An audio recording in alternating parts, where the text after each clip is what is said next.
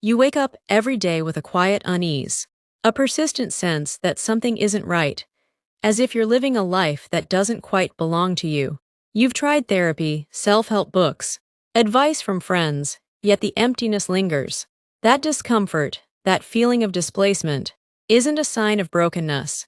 It's a signal, one that Carl Jung understood deeply. He believed every person carries an internal map, a guide to their true nature, but few ever learn to read it.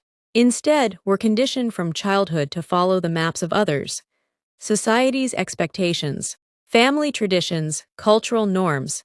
We drift into careers, relationships, and identities that don't align with our essence. And over time, the dissonance grows. The pain you feel isn't random. It's the soul's way of calling you back to yourself.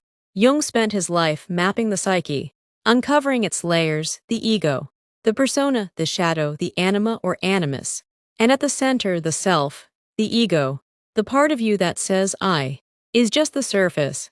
Beneath it lies the personal unconscious, a repository of repressed memories, unresolved wounds, and forgotten desires.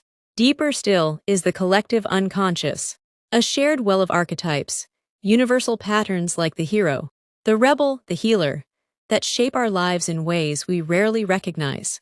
The persona, the mask you wear to navigate the world, can become a cage if you mistake it for who you truly are. The shadow, everything you deny or despise about yourself, holds not just darkness but hidden strengths. The anima in men, or animus in women, represents the inner counterpart of your gender, a bridge to deeper wholeness. And the self, it's the totality of who you are, the compass pointing you toward your authentic path. Modern life amplifies this disconnect.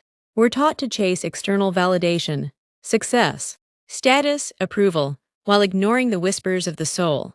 We numb ourselves with busyness, distractions, or the relentless pursuit of more, only to wake up one day feeling hollow. Anxiety, depression, chronic fatigue, these aren't just disorders. They're symptoms of a life lived out of alignment. Jung saw suffering as a call to adventure, an invitation to confront what we've avoided. When you ignore the call, the soul speaks louder, through recurring nightmares, self-sabotage, or annoying sense of falseness. You might have everything society says you should want, yet feel like an imposter in your own life. The way back begins with awareness. Dreams are letters from the unconscious, packed with symbols that reveal where you're stuck. A recurring dream about being chased might point to a shadow you're fleeing. A collapsed bridge could symbolize a severed connection to your purpose. Active imagination, a dialogue with these inner figures, helps you engage with the unconscious directly. Imagine sitting with your shadow or your anima, asking what they need to say. Writing, drawing, or even meditation can open this channel. Then comes the hardest work, facing the shadow. This isn't about indulging darkness, but acknowledging it. Maybe you've buried rage, envy, or vulnerability, fearing they make you unlovable. But what you repress controls you. The person who denies their anger becomes passive-aggressive. The one who shuns vulnerability builds walls that keep out love. Shadow work is uncomfortable, but it's also liberating. You reclaim the energy once spent hiding parts of yourself. Next, examine your persona. What roles do you play to fit in? The perfect employee, the always strong friend, the eternal giver. These masks served a purpose, but over-identifying with them suffocates the self. Try this. For a day, notice when you're performing versus when you feel genuinely at ease. The gaps between them are clues. Integration is the goal, not perfection.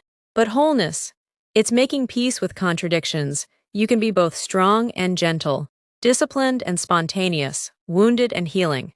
This isn't a one-time task, but a lifelong practice. As you align with your true nature, life doesn't magically become easy, but it gains meaning. Relationships deepen because you're no longer projecting unmet needs onto others. Decisions clarify because you're listening to inner wisdom, not external noise. Jung's map isn't about fixing you. It's about remembering who you've always been. The emptiness you feel isn't a void. It's a space waiting to be filled with the truth of your soul. Start small, sit in silence, journal a dream. Ask yourself, what am I avoiding? The journey back to yourself isn't linear, but each step is a homecoming.